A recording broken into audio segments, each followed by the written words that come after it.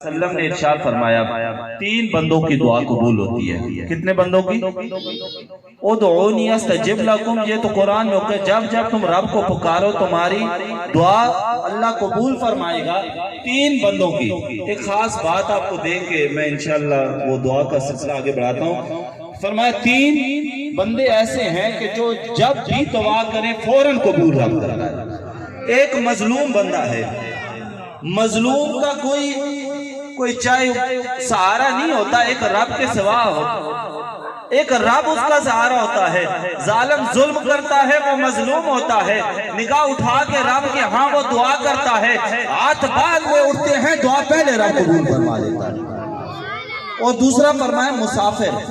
جب سفر پہ نکلتا ہے تو سفر کی حالت میں ہوتا ہے مسافر، اللہ اس کی دعا کو قبول فرماتا ہے۔ تو فرمایا مظلوم سے اس کی دعا کرواؤ قبول ہوتی ہے، مسافر سے دعا کرواؤ رب قبول کرتا ہے۔ اللہ ہمیں بھی مکہ مدینہ کا سفر نصیب فرمائے، اس میں بھی رب ہماری دعاؤں کو قبول فرمائے۔ اور تیسری بات فرمایا کہ والد اپنے بچوں کے حق میں جب ہاتھ اٹھاتا ہے تو رب تعالیٰ دعا قبول فرماتا ہے۔ تو پتہ یہ چلا تم کسی پیر سے دعا کراؤ تو بجا ہے، کسی مولوی سے دعا کراؤ تو ٹھیک ہے، کسی اور عالم سے دعا کرواؤ پھر بھی ٹھیک ہے، لیکن والد سے ضرور دعا کرواؤ۔ حضور نے فرمایا جب والد اپنے بچے کے یا بچی کے حق میں ہاتھ اٹھاتا ہے دعا پہلے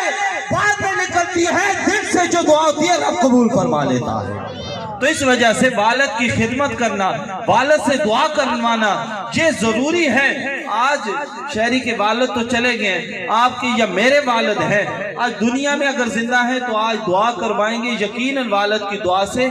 آپ کی دنیا آخرت اچھی ہو جائے گی۔ ایک مثال در منصور میں ایک واقعہ نقل کیا گیا کہ ایک 4 بھائی تھے، والد کے 4 بیٹے تھے، تو اب چاروں نے جو سب سے بڑا بیٹا تھا تو اس نے کہا کہ والد بہت زیادہ علیل ہو گئے، بیمار ہو گئے، بڑے کام کی بات بتا کے بات کو ختم کرتا ہوں۔ فرمایا کہ 3 بھائیوں کو بلایا کہ کہا کہ یہ ساری زمین ہے، کوئی ایسا ایک بھائی ہو اس کو ہم والد کے لیے وقف کر دیں، اور باقی یہ ساری زمینیں کھیتی باڑی کا کام ہے یا دیگر جو بھی معیشت کا یا جو بھی سلسلہ ہے کاروبار کا اسے ہم آگے بڑھائیں۔ ایک بھائی ایسا ہو جو والد کی خدمت میں صبح و شام رہے، والد کی خدمت کرے، والد کا خیال کرے، اس بیماری کے عالم میں، اس پریشانی میں والد کا بازو اور سہارا بنے۔ اب 3 جو چھوٹے تھے انہوں کا تجویز آپ نے دی ہے کہ والد کے لیے ایک کو وقف ہونا چاہیے، لہٰذا ہم تینوں تو ہوتے نہیں ہیں، ہم نے مشورہ کر دیا، آپ بڑے ہیں، آپ نے تجویز دیے تو آپ والد کی خدمت کریں، اور کھیتی باڑی میں سے ہم حصہ بھی نہیں دیں گے، جو ہم کمائیں گے جو جائیداد ہے آپ ہمیں لکھ کے دیں کہ ہم میں سے در منصور میں یہ واقعہ موجود ہے تفسیر میں، فرمایا کہ ہم اس میں سے کوئی حصہ بھی نہیں دیں گے۔ وقت گزرتا گیا، والد کی خدمت کرتے کرتے ایسا وقت آیا کہ والد اب دنیا سے آخرت کی عمل دارالعمل سے دارالبقا کی طرف جا رہے تھے۔ اب ہاتھ اٹھائے رب کی بارگاہ میں دعا کی، مولا اب یہ وقت ہے کہ یہ میرا بیٹا میرے کہنے پہ یہ بعد میں آتا، اس کی بیوی میری پہلے خدمت کرتی، یہ بھی خدمت کرتا رہا، مولا میں اس پہ راضی ہو گیا، اب تو بھی اس پہ راضی ہو جا، اب تو بھی اس پہ راضی ہو جا۔ ادھر سے ہاتھ اٹھے، اسرائیل علیہ السلام آئے، روح قفس انسری سے پرواز کر گئی، جان نکل گئی، رب کے حوالے ہو گئے۔ وہی بیٹا جس نے اپنی نہ جان کی سوچی، نہ مال کا سوچا، نہ بیوی کا سوچا، نہ دنیا کا سوچا، نہ کوئی اور عمل دیکھا، فقط اپنے والد کے لیے اپنی ساری قربانیاں دے دی، تو اس کا نعم البدل کیا ملا؟ وہ کہتے ہیں کہ میں بازار میں آتف غیبی سے آواز آتی ہے فلاں جگہ اشرفی ہے لے لو، کہا برکت ہے کہ نہیں، تو کہا چھوڑ دی۔ دوسرے دن تیسرے دن آواز آئی اور کہا اس میں برکت ہے، اسے اٹھا لو، بس وہ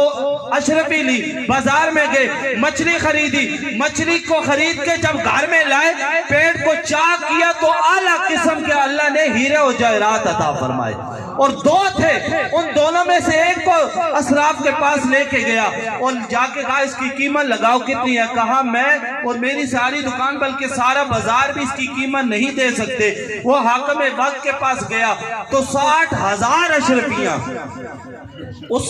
60,000 اشرفیاں، اب گھوڑے اور دیگر سازو سامان سے اپنے گھر میں لوٹ کے آیا تو ایک دن سویا، صبح کو اٹھا تو دل میں خیال آیا کہ اللہ نے مجھے مال دے دیا، یہ میرا کوئی کمال ہے۔ عاطف غیبی سے آواز آئی، اے بندہ مومن، یہ تیرا کوئی کمال نہیں، تو نے جان مال کسی چیز کی نہ پرواہ کرتے ہوئے اپنے والد کی خدمت کی، اس والد کے خدمت کے نعم البدل ہم نے تمہیں یہ اجر اور یہ مال عطا فرمایا ہے۔